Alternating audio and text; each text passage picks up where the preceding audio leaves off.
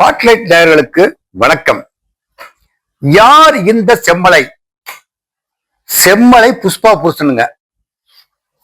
இந்த புஷ்பா படம் அப்படிங்கிறது இப்ப தமிழக வெற்றி கழகத்தினுடைய சட்டசபையில கூட எதிர்கட்சி தலைவர் உதயநிதி ஸ்டாலின் இது புஷ்பா அப்படிங்கிற மாதிரி அந்த வார்த்தையில உபயோகப்படுத்தி அந்த அளவுக்கு ஃபேமஸா இருக்குது.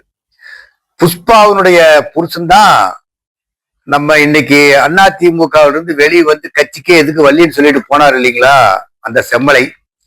1945 வருடம் ஜூன் மாசம் 6ஆம் தேதி என்னமோ அவருடைய பிறப்பு. இவர் சேலம் மாவட்டத்துல ஓலைப்பட்டி என்ற கிராமத்தை சேர்ந்தவர். அப்பவே அவரு எம்பிபிஎஸ் டாக்டர் படிச்சாங்க. இவருக்கு 2 மகன் 2 மகள். 2 மகன்ல ஒரு மகன் பேரு எழில் அமுதன். இந்த எழில் அமுதனுக்கும் சேலம் மாவட்டம் மேட்டூர் அடித்த குஞ்சாண்டியூர் என்ற ஊரை சேர்ந்த வனிதாவுக்கும் வாணி பிரித்தாவுக்கும் தான் கல்யாணம் நடக்குது. இந்த வாணி பிரித்தா யாருன்னு சொல்லி சொன்னா, சேலம் மாவட்டத்தில் டிஎஸ்பியா இருந்த முத்துச்சாமியினுடைய மகள் தான் இந்த வாணி பிரித்தா. இந்த வாணி பிரித்தாவுக்கு திருமணம் செய்யறப்போ 100 பவுன் நகை, காரு, இன்னும் நிறைய பணம், கட்டுக்கட்டா பணம் எல்லாம் கொடுத்து வரதட்சணையாக கொடுத்துத்தான் வாணி பிரித்தாவுக்கும் எழில் அமுதனுக்கும் திருமணம் நடந்தது. ஒரு கொஞ்ச நாள் கழிச்சு வாணி பிரித்தாவுக்கும் எழில் அமுதனுக்கும் 2 பேர்த்துக்கு சண்டை. ஏன் சண்டைன்னு சொல்லி சொன்னா, எனக்கு கொடுத்த பணம் பத்தல, இன்னும் போய் வரதட்சணை வாங்கிட்டு வா, உமா வீட்டுல போய் எங்க அப்பா போலீஸ் அதிகாரி தான் நிறைய துட்டு வச்சிருப்பாரு, எனக்கு வாங்கியாந்து கொடுன்னு மிரட்டுறாங்க.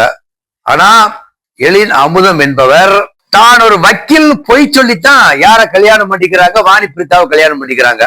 அது பிற்காலத்துல தெரியுது. அப்ப செம்மலையும் அவங்களுடைய குடும்பம் புஷ்பாவும் உடனே இருந்திருக்கிறாங்க. ஒரு வக்கீல்னு சொல்லி சொல்லி அவர் ஆக்சுவலா ஒரு வக்கீலா இல்ல, ஒரு தவறான தகவலை கொடுத்து வக்கீல்னு சொல்லி திருமணம் செஞ்சுக்கிட்டதுனால 2 பேர்த்துக்கு குடும்பத்துல விவாகரத்து. 2வது வரதட்சணை கொல்லி சேலம் மாநகரத்துல இருக்கக்கூடிய கமிஷனர்கிட்ட வாணி பிரித்தா ஒரு புகார் கொடுத்திருக்கிறார். புகார் கொடுத்து வழக்கு பதிவு செய்யப்பட்டிருக்கிறது. யார் பேர்னு சொன்னா, செம்மலுடைய மனைவி புஷ்பா பேர்லயும் அவருடைய மகன் எழில் அமுதன் பேர்லயும் ஒரு புகார் கொடுத்திருக்கிறாங்க. அந்த புகார் இன்னும் நிலுவையில தான் இருக்குது.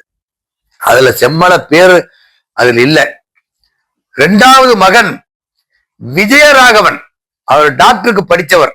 அவர் விஜயராகவன் பெங்களூரை சேர்ந்த,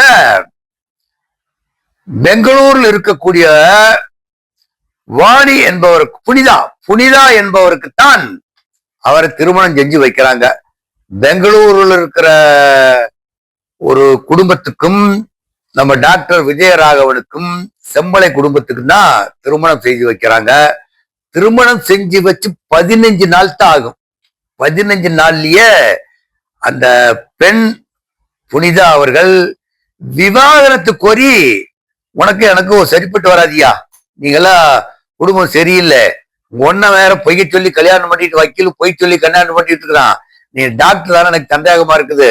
குடும்பத்துல குழப்பம் வந்ததுனால அவரு அந்த அம்மா விவாகரத்து கேட்டு சேலம் மாவட்ட குடும்ப நல நீதிமன்றத்துல விவாகரத்து நோட்டீஸ் கொடுத்துருக்கு.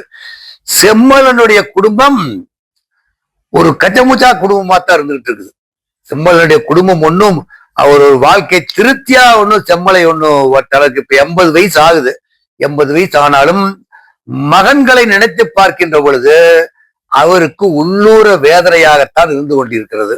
ஏன்னா ஏதோ ஒரு பையன் கூட, ஒரு மருமக கூட இருந்தாலும் பரவாயில்ல, 2 மருமகளும் இவர் என்னதான் அரசியல்ல வந்து பெரிய கோலோச்சி இருந்தாலும், ஆனா அந்த அரசியலினுடைய அந்த கோலோச்சி என்னதான் நாட்டுக்கு மந்திரியா இருந்தா கூட, ராஜாவா இருந்தா கூட, மருமகள் தன்னோட மகன்களை விட்டு பிரிஞ்சு போனவங்களுடைய ஏக்கம் அது ஊர் ஊரா பேசுறாங்க. அது பெரிய மன வருத்தம் தான் அவருக்கு. இதுதான் அவருடைய குடும்பத்தினுடைய சூழ்நிலை. இப்போ அரசியலுக்கு வருவோம். 1980ஆம் ஆண்டு அவர் தாரமங்கலம் தொகுதியில சுயேட்சையா நிக்கிறார். இவர் வன்னியர் குடும்பத்தை சேர்ந்தவர்தான். இவருக்கு எம்ஜிஆர் ஆட்சி 1977 நடந்து 79 கலெக்டர் பிற்பாடு 80 ஆட்சி மறுபடியும் ஒரு மீண்டும் தேர்தல் வர்றப்போ இவரு எம்ஜிஆருடைய கேண்டிடேட்டை எதிர்த்து சுயேட்சையா நின்று வெற்றி பெறுகிறார். எம்ஜிஆருடைய கேண்டிடேட்டையே எதிர்த்து வெற்றி பெற்றதுனால இவர் தமிழ்நாடு முழுவதும் பேசப்பட்டவராக கருதப்பட்டார். செம்மலை என்பவர் மக்கள் மத்தியில் தாரமங்கலம் பகுதியில ரொம்ப செல்வாக்கு மிகுந்தவர் என்று பேசப்பட்டதுனாலதான் அவர் இந்த திமுக அதிமுக எல்லாத்தையும் முடிச்சு கட்டிட்டு அவர் சுயேட்சை ஜெயிச்சார். அதற்கு பின்னால் 1984 எம்ஜிஆருடைய அனைத்து இந்த அண்ணா திராவிட முன்னேற்ற கழகத்தில் போய் சேர்ந்துக்கிட்டார். அதற்கு பின்னாலும் அதே தொகுதியில் நிற்கிறார், ஓமலூர் தொகுதியில் நிற்கிறாரு, வெற்றி பெறார். 1984 நடந்த பின்னால தேர்தல்ல ஓமலூர் தொகுதியில நின்றுதான் எம்ஜிஆர் ஆட்சியை வெற்றி பெறார். அதுக்கு பின்னால புரட்சி தலைவி ஜெயலலிதா ஆட்சி வருது. 2001 to 2006 அதே ஓமலூர் தொகுதியில் நிற்கிறார். ஓமலூர் தொகுதியில் நின்று புரட்சி தலைவி ஆட்சியில அவர் வெற்றி பெற்று சுகாதாரத்துறை மந்திரி ஆகிறார். அதாவது புரட்சி தலைவி ஜெயலலிதா அவர்களுக்கு நம்பிக்கைக்கு பாத்திரமா இருக்குங்க சுகாதாரத்துறை. அந்த அளவுக்கு ஜெயலலிதா அவர்களும் அந்த செம்மலையை நம்பி அந்த பதவி கொடுத்தாங்க. அதுக்கு பின்னால் 2009 நாடாளுமன்ற தேர்தல் நடக்குது. நாடாளுமன்ற தேர்தல்ல அவர் எம்பி ஆகிறார். மேட்டூர் தொகுதிக்கு போட்டு அவர் எம்பி ஆகிறார். இப்போ ஜெயலலிதா அவருடைய ஆட்சி காலத்துல ஜெயலலிதாவுக்கு நல் மதிப்பும் நல்ல பேரும் பெற்றவர் தான் செம்மலைனா ஆகா ஓஹோடு இருந்தவர் தான். ஜெயலலிதா மறைவு 2016 மேட்டூர் தொகுதியில் நின்று வெற்றி பெறார். மேட்டூர் தொகுதியில் நின்று வெற்றி பெறும் மந்திரி சபையில் அவருக்கெல்லாம் இடம் இல்லை. ஆனா 2016 வெற்றி பெற்று 2017 புரட்சி தலைவர் ஜெயலலிதா அம்மா அவர்கள் இறந்த பின்னால இவரு கூவத்தூர்ல அடைக்கப்படுறார். அடுத்த ஆட்சி யார் அமைக்கிறதுங்கிறதுல அந்த கலோபரத்துல இவரை கொண்டு இவர் கூவத்தூர்ல அடைச்சாங்க. கூவத்தூர்ல எல்லா மக்களா குஜாலா இருந்துட்டு இருக்கிற சமயத்துல என்ன நினைச்சாரா தெரியல, அந்த கூவத்தூர்ல இருந்து மதிலேறி எட்டி குதிச்சு ஜம்ப் ஆகி ஓபிஎஸ் அணியில போய் தர்ம யுத்தம் நடத்திய பன்னீர்செல்வம் அணியில போய் சேர்ந்துக்கிட்டார். அங்க கொஞ்ச நாள் காலத்தை ஓட்டுனார். அப்புறம் மறுபடியும் எடப்பாடி கிட்ட மறுபடியும் அனைத்து இந்த அண்ணா திராவிட முன்னேற்ற கழகத்தை எடப்பாடியுடைய தலைமையை ஏற்று மீண்டும் அனைத்து இந்த அண்ணா திராவிட முன்னேற்ற கழகத்துல எடப்பாடி தலைமை ஏற்று வந்தார். எடப்பாடி தலைமையேற்று வந்தாலும் இவருக்கு கட்சியில் எடப்பாடி முக்கியத்துவம் கொடுத்துட்டு தான் இருந்தார்.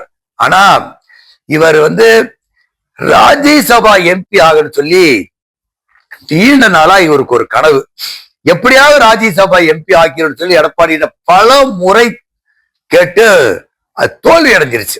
பல முறை கேட்டும் அது தோல்வி அடைஞ்சிருச்சு. அப்ப ராஜ்யசபா ஆக்கல.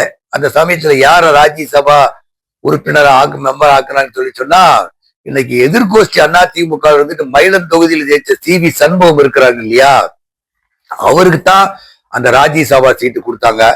அதுல செம்மலை விரக்தி அடைந்து விட்டார். அதை விரக்தி அடைந்து விட்டார். சரி, அப்படித்தான் விடு, நமக்கு வயசாகிட்டு போச்சு, நம்ம குடும்பத்தில் நிம்மதி இல்லை, சரி நம்ம ஒரு எம்எல்ஏவாவது நின்று ஜெயிச்சு நம்ம அப்படியே காலத்தை ஓட்டலாம்னு நினைக்கிறப்ப 2021 சீட்டு கேட்கிறார். எங்க சீட்டு கேட்கிறாரு? ஓமலூர் தொகுதி கொடுன்னு கேட்கிறாங்க. ஆனா எடப்பாடி அவர்கள் ஓமலூர் தொகுதியை அவருக்கு கொடுக்காம ஆர் மணி என்கின்ற ஒருவருக்கு தான் சீட்டு கொடுக்குறாங்க. அந்த சீட்டு கொடுத்து 6 மணி என்கிற ஓமலூர் தொகுதியில 2000 இப்ப நடக்கக்கூடிய எலெக்ஷன்ல அவர் ஜெயிச்சார். அவர் ஜெயிச்சொன்னையும் இப்போ இவருக்கு மன நிம்மதி போயிடுச்சு. யாருக்கு மன நிம்மதி போச்சு? செம்மலைக்கு மன நிம்மதி போச்சு. இப்ப நின்று ஒரு கோஷ்டி சி.வி. சண்முகத்தில் 25 பேரும் இவங்க 25 பேரும் உட்பட, சரி நமக்கு கட்சியில் இனிமேல் 80 வயசு ஆகி போச்சு, நம்மளை மதிக்கிறக்கு ஆள் இல்ல, கட்சியில இருந்து ஒதுக்கிக்கலாம் அப்படின்னு சொல்லி கட்சியில இருந்து ஒதுங்குறப்ப எனக்கும் கட்சிக்கும் எந்த விதமான சம்பந்தம் இல்லைன்னு சொல்லிட்டு ஒதுங்குனா பரவாயில்ல. ஆனா எடப்பாடி மேல குற்றச்சாட்டு வச்சு எடப்பாடி தன்னந்தனியாக செயல்படுகிறார், இந்த கட்சியினுடைய நடவடிக்கை 2 கோஷ்டியா பிரிஞ்சது எனக்கு மன நிம்மதி இல்லை. எடப்பாடியுடைய போக்கு பிடிக்கவில்லை. அவரு காட்டுமிராண்டித்தனமா நடக்கிறாரு.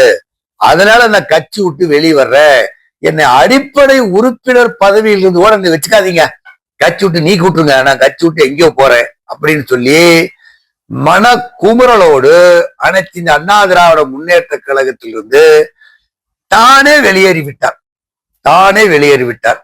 வெளியேறினவரை இதுவரையிலும் அனைத்து அண்ணா திராவிட முன்னேற்ற கழகத்தில் இருக்கிறவங்களை யாருமே அவர்கிட்ட பேசி மனதை அமைதிப்படுத்தி மீண்டும் அண்ணா திமுகவுக்கு வாங்கன்னு சொல்லி இதுவரையிலும் யாரும் போய் அவரு கேட்கல. ஆனா செம்மலை என்பவர் அனைத்து இந்த அண்ணா திராவிட முன்னேற்ற கழகத்துல முக்கியமான நபராக கருதப்பட்டு கொண்டிருந்தார். ஆனால் அவருக்கு எடப்பாடி அவர்களால் நியமன எம்பி சீட்டும் கொடுக்கல, சட்டசபையிலும் கொடுக்கல.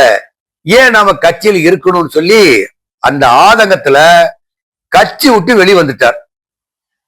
நன்றி, வணக்கம். இந்த வீடியோ உங்களுக்கு பிடிச்சிருந்தா லைக் பண்ணுங்க, கமெண்ட் பண்ணுங்க, ஷேர் பண்ணுங்க, சப்ஸ்கிரைப் பண்ணுங்க.